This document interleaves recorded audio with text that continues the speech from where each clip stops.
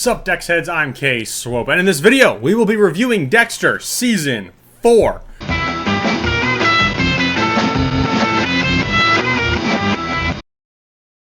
Now, before we dive right in, a few things I want to tell you guys about. First things first, I'm reviewing all of Dexter, so I've already filmed and put up reviews for seasons 1 through 3. Go check those out, and there will be more coming out. If they're already out, go check out the iCard and you can go and watch them all. Plus, we'll be releasing a supercut with all my reviews put together, plus some content that I cut from these videos are going to be included in there.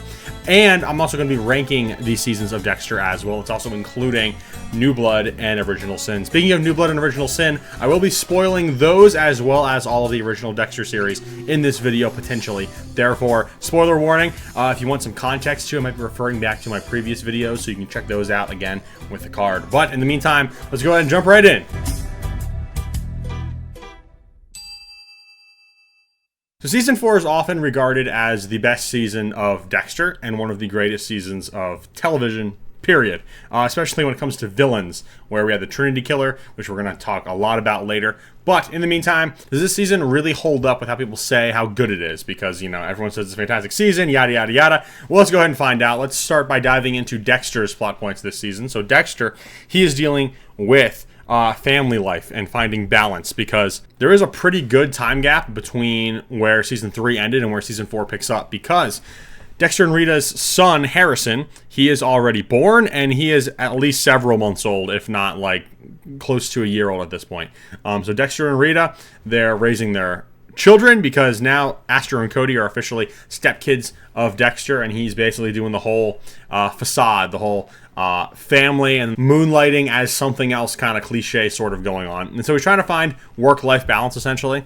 Not to mention he also has work on top of that. So he's balancing 3 different lives right now, and it's kind of hard for him to find the balance between all of those, which is very, very fascinating. Which is where Trinity comes in. Ironically, Dexter is dealing with family, work, and his hobbies, if you will. 3 things, and our villain, the Trinity Killer, is known for 3, right? Well, we're going to get into that. So he's hunting down this Trinity guy. The thing that makes it so fascinating is Trinity seemingly has what Dexter is seeking, which is the balance. He is a killer, and he has his family life. And so Dexter gets immediately intrigued by this guy, okay? Speaking of this Trinity guy, they wouldn't know about the Trinity guy if it weren't for Special Agent Lundy. He returns in this season. A lot to say about him, but we'll get more into that with Deb. But essentially, Lundy comes in with this theory saying that there's this killer he's been tracking for a while, but he hasn't found any hard proof. He's retired, by the way, now. So he figured in his free time, he's going to go ahead and chase his leads, which brings him back to Miami. Lo and behold, after Miami Metro, since they're good buddies with Special Agent Lundy,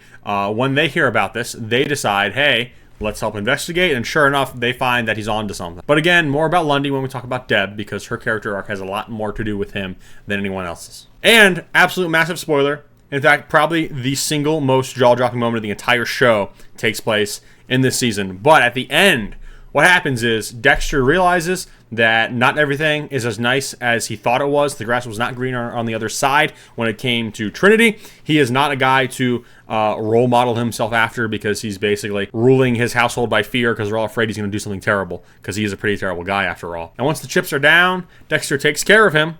But before he knows it, Trinity already took care of his wife Rita, which is absolutely devastating, and has a lot to do with what we're going to talk about next season in season 5. But that's the big spoiler at the end.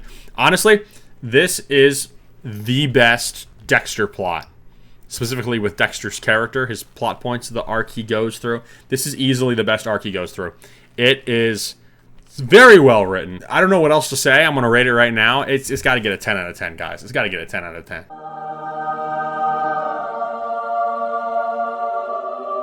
Moving on down, okay, Deb, she's dealing with some things. For one, Lundy comes back into her life, and her and Lundy did not exactly end things on the terms that she would have liked, because he kind of went off because he's like, oh, my job needs me to move around, and he just kind of leaves Deb kind of high and dry, which, you know, wasn't very cool. Meanwhile, she's with Anton, who has the personality of sandpaper. So obviously, Deb jumps ships and goes back into Lundy's arms because, sorry, Anton, sorry, John Diggle, I'm sorry, but you're boring. I'm kind of glad that you're out of here. And they're a thing for a whole, 2 episodes until Lundy freaking dies, okay? Can you believe that? So someone shoots Lundy, kills him, and in the process, Deb gets wounded as well, which creates some crazy things. Deb goes through some crazy turmoil. She is more determined than ever to solve this Trinity killer mystery. Honestly, though, I think this is really strong for Deb. I know the last couple of seasons, Deb's plot points have just been kind of okay, but this is potentially her best. And so I'm going to give Deb's arc this season a good 7 out of 10.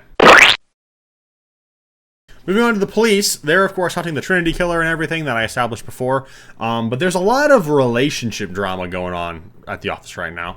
For one, Joey Quinn, he is dating this woman named Christine, who's a reporter, right? They have this hot, steamy romance and things like that. Nothing too exciting about it to report, except for the fact there's a little bit of times where she's reporting on things that Quinn's telling her, not meaning to tell to her in confidence, and she's, so that creates a little bit of tension here and there, but the real corkscrew comes in when we find out that she is actually the Trinity killer's illegitimate daughter, and she is the one who shot Lundy and Deb, okay? Can you believe that? That's pretty crazy. It's pretty crazy. She eventually also does the same thing to herself, which is kind of rough, and I'm not exactly sure that it brings the right amount of closure to everybody that it needs to bring closure to, but, I mean, it is what it is, and as a viewer, I'm satisfied with how that concluded. But that was pretty rough. The other relationship going on right now, I mentioned this in the last video in the season 3, but Batista was dating that cop lady, and then she just falls off the face of the earth. There's like one passing comment he makes saying, oh, they broke up, and that's like it. And she's just gone. And then apparently, him and LaGuardia are doing the devil's dance when no one's around. And eventually they decide, hey, you know what? Because there's this relationship thing going on and there's some trouble because, there's a superior, inferior, and they're, canoodling. If we make it official, no one can tell us otherwise. So at the end of the season, they get married, which is interesting.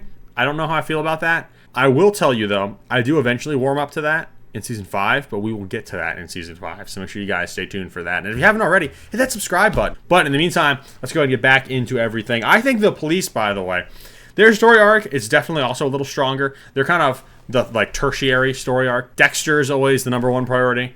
Deb's always number 2 priority. And then the police and whatever else are just kind of, 3s and 4s in terms of how important they are. But yeah, I mean, it's definitely one of the better ones. It's definitely more engaging. So I'm going to give the Miami Metro arc a 7 out of 10 in this season. Moving on to the villain, the Trinity Killer. I don't know what there is left to say about him. Like, he is the Joker to Dexter's Batman. And it is pretty great. Very, very compelling. I mentioned everything about Dexter, what he does, and it is very, very crazy, to say the least. I don't have any other words for it. It's just very, very insane. His family, also very, very insane. They're basically being held hostage, kind of, sort of. Yeah, really messed up, but such a compelling villain. And John Lithgow, okay, he does an amazing job with the role. It's like he can seem so nice and innocent until he snaps. I'll get to something in my notes that reminds me of something that I'll talk about later.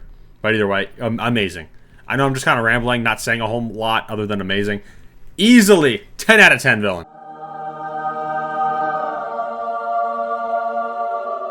Now moving things into my notes. You ever watch something and you see someone you recognize, like an actor, and you're like, oh, hey, I didn't know this person was going to be in this. That's cool. Yeah. Well, Jake Short, guys. Jake Short, when he was, like, really little, before, like... So, let me back up. I first saw Jake Short in, like, Ant Farm, okay, right? Disney Channel show. I haven't seen anything he's ever done before Ant Farm. And then I see this, and I'm like, holy crap, that is baby Jake Short. That is absolutely hilarious. So that was cool. Seeing Jake Short, that was fun. John Lithgow, as I said, once again, he slaps in that role of the Trinity Killer. He is just so good at what he does. And, yeah, really good. Very, very impressed. Because, I mean, this is Lord Farquaad from Shrek, you know what I'm saying? Seeing him from this snooty short guy become a serial killer is, like, it's pretty interesting. However, every time he said anything, I just could not stop thinking of Lord Farquaad. So, maybe that's a me problem, but either way, I can't help myself. I've also got to point out the Thanksgiving episode that is in this season. It is one of the best episodes of television I've ever seen.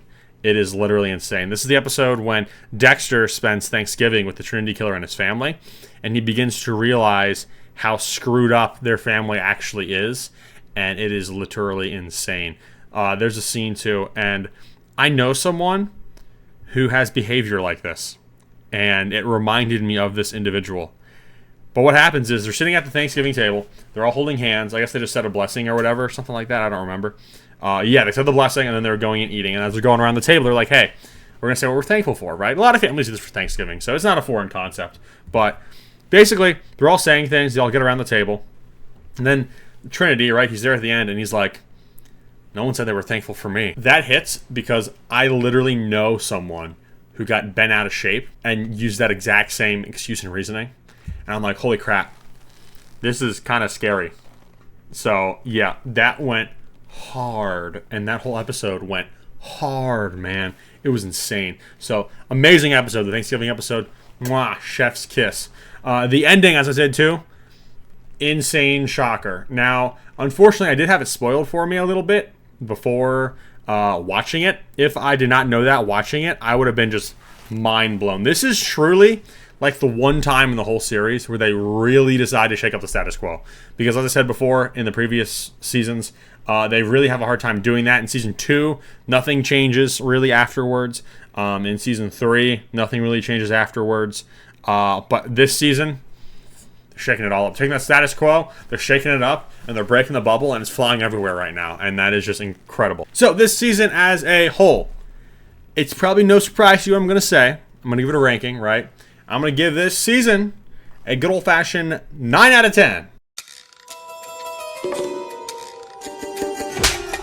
And ladies and gentlemen, that is my review of Dexter Season 4. It is a near-perfect season of television. It is absolutely fantastic. If you liked this video, hey, please consider hitting subscribe and checking out my other videos. I've reviewed every season of Dexter up to this point, and depending on when you're watching this, probably the seasons afterwards, including New Blood and Original Sin Season 1, so please go check those out. Let me know what you thought about this review. Did I miss anything? Should I have mentioned something? Is there anything that I maybe glazed over that's actually not so good? Let me know in the comments. I'd love to hear from you. But that's it. That's going to wrap things up for me. I will see you guys in Season 5. But in the meantime, catch you later.